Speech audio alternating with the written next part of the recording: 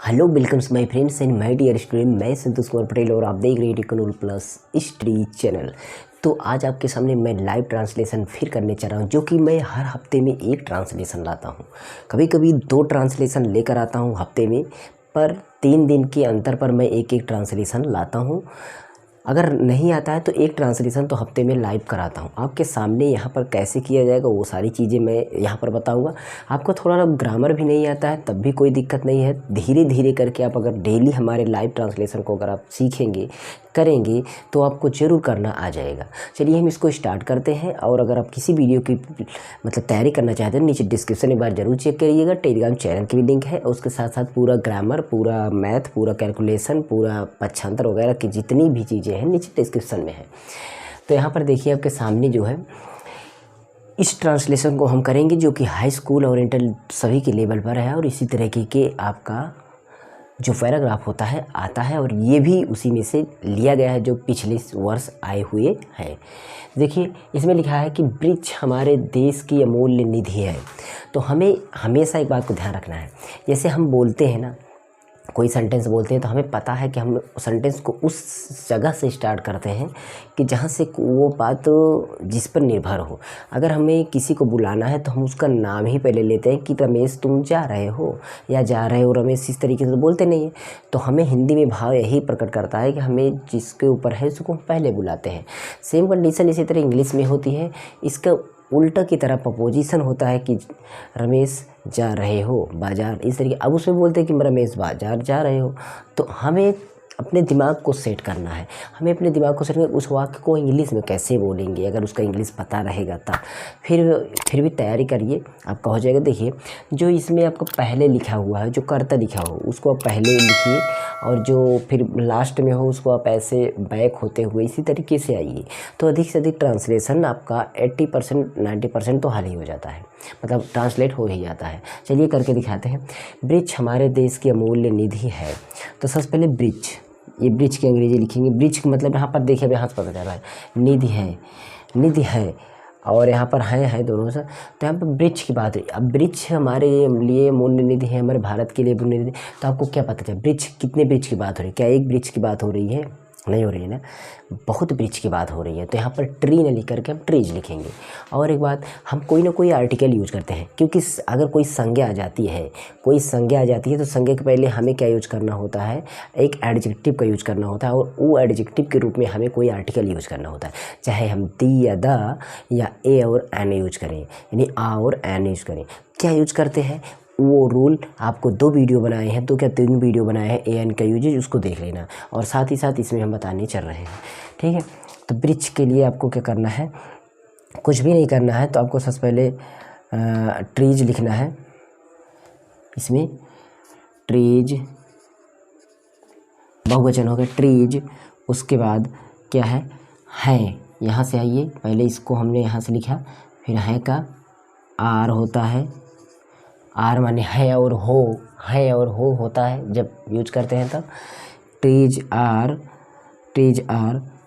अमूल्य निधि, अमूल्य निधि। तो अमूल्य निधि का मतलब इन, देखिए वैल्यूएबल, वैल्यू जिसको बोलते हैं वैल्यू, वैल्यू का मतलब होता है, वैल्यू मतलब होता है अमूल्य, और इन वैल्यू का मतलब होता है अमूल्य। तो आप मीनिंग थोड़ा बहुत रटते रहिए। Invaluable, invaluable, invaluable fund, fund माने निधि, कोई चीज़ कोष में जो मतलब। तो इनवैल्यूएबल फंड की हमारे देश। अब देखिए देश बोला जाता तो हम कंट्री का लिखते, और कंट्री अगर आता तो अकेले तो कंट्री लिखा नहीं जाता, हो सकता था कोई आर्टिकल यूज हो। लेकिन अगर कोई आर्टिकल ना यूज हो तो उसके साथ कोई ना कोई प्रोनाउन यूज होगा, और वो प्रोनाउन आपका हो सकता है रिलेटिव प्रोनाउन में जो भी हो सकता है, चाहे वो पजेसिव केस हो, चाहे आपका वो ऑब्जेक्टिव केस हो, कैसे भी हो सकता है। तो यहाँ पर हम इसको देश न बोल करके हमारे देश बोला जाए, तो हमारे जो साथ में बोले जाते हैं उनको साथ में ही लिखा जाता है। जैसे बोला जाए रमेश, सुंदर, तो सुंदर की अंग्रेजी लिखे थे। अब बोला जाए बहुत सुंदर तो बहुत सुंदर की अंग्रेजी लिखे थे। अब बोला जाए बहुत बहुत सुंदर तो बहुत बहुत सुंदर की अंग्रेजी के साथ ही लिखा जाएगा। तो यहाँ पर हम देखते हैं trees are valuable fund of माने होता है कि हमारे देश का मतलब आवर कंट्री, ठीक है। ये हो गया पहले ट्रांसलेशन हो गया। पहले हमने लिखा बैक टू बैक आता चला आया। फिर है वृक्ष हमें केवल ईंधन व फल ही नहीं देते। बोला जा रहा है वृक्ष केवल हमें फल ही नहीं देते हैं, फल और लकड़ी मतलब ये सभी नहीं देते हैं, फल ही नहीं देते हैं बल्कि वे हमें इमारती लकड़ी भी देते हैं। बोला जा रहा है कि वृक्ष हमारी कोई फल ही नहीं देते बल्कि लकड़ी भी देते हैं। तो इनको ट्रांसलेशन करना है तो हम क्या करेंगे, तो ट्रीज पहले लिखेंगे वृक्ष के लिए, ट्रीज, ठीक, मतलब वृक्ष। उसके बाद ट्रीज के बाद आपका मतलब निगेटिव है तो नाट लगाएंगे, और नाट हम लगाते हैं कि ट्रीज नाट, ट्रीज नाट, क्या नाट, ओनली मतलब केवल,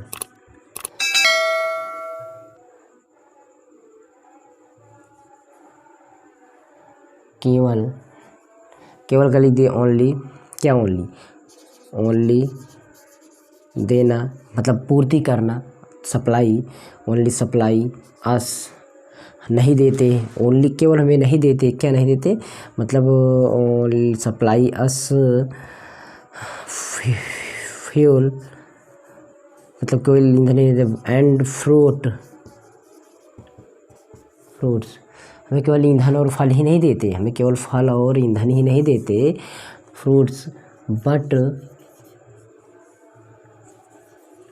आल्सो, जैसे बोला जाता है उसने ऐसा नहीं बल्कि ऐसा भी, उससे ऐसा ना हो बल्कि ऐसा भी, तो बट आल्सो का यूज होता है। बट आल्सो दे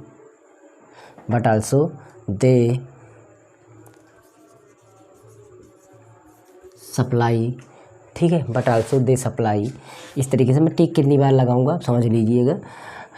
सप्लाई अस, बल्कि हमें इमारती लकड़ी भी देते हैं, तो सप्लाई अस क्या करते हैं,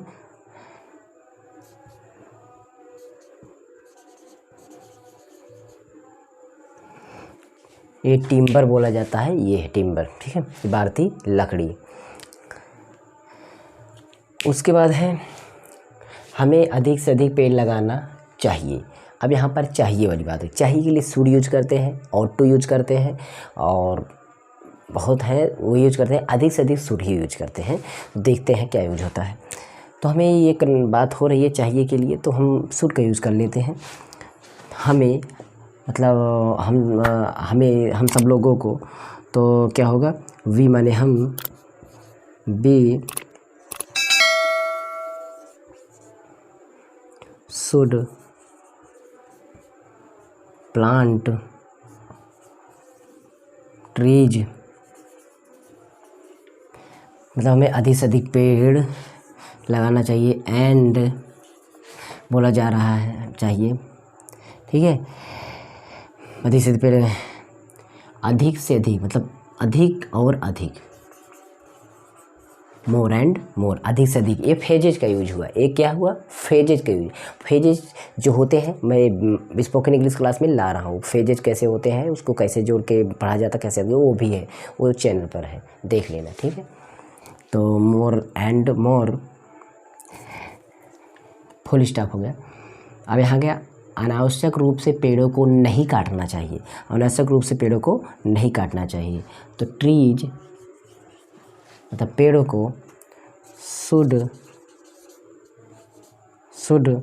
नॉट बी, नहीं होना चाहिए, होने के लिए वी का यूज, कोई घटना और कोई चीज़ बात हो रही है तो वी का यूज है, तो नहीं चाहिए, कुड नॉट बी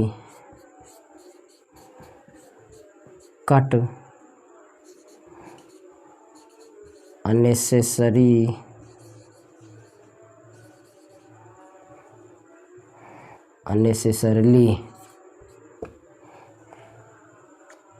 अनावश्यक रूप से,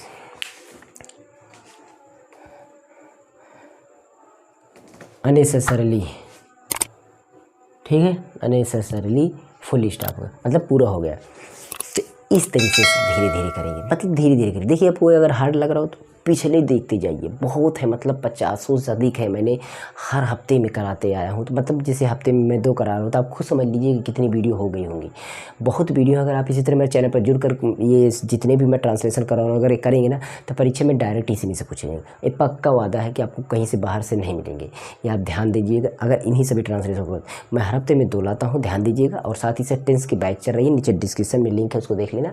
और स्पोकन इंग्लिश की क्लास भी चल रही है, जिसमें कि आपको बहुत सारी अच्छी चीज़ें बोलना, लिखना या तरह तरह की चीज़ें बताता हूँ। हार्ड वर्ड को कैसे पढ़ा जाए, डिफ़िकल्ट वर्ड, बड़े वर्ड को कैसे पढ़ा जाए, छोटे वर्ड को कैसे पढ़ा जाए, मतलब क्या क्या चीज़ें, सारी चीज़ें बकवास उसमें बता जा रहे हैं। मतलब अब आपको क्या करना है, एक बार डिस्क्रिप्शन चेक कर लेना है। मैथ और विज्ञान की न्यूमेरिकल्स और ये सब चेक करने के लिए वो भी प्लेलिस्ट नीचे डिस्क्रिप्शन है। बाकी अपने क्लास की मनपसंद प्लेलिस्ट चेक करना। ओके, चलते हैं। एक बार ध्यान रखिए, कमेंट कर जरूर कर देना, लाइक शेयर भी कर देना, हो सके तो सब्सक्राइब कर देना। अगर सब्सक्राइब करें तो बेल आइकन जरूर प्रेस कर देना। Thanks for watching. आपके सहारे से मेरा चैनल, आपकी फैमिली यानी 3000 पहुंच जाएगी बहुत जल्द। Okay, thanks for watching, good luck, take care, see you.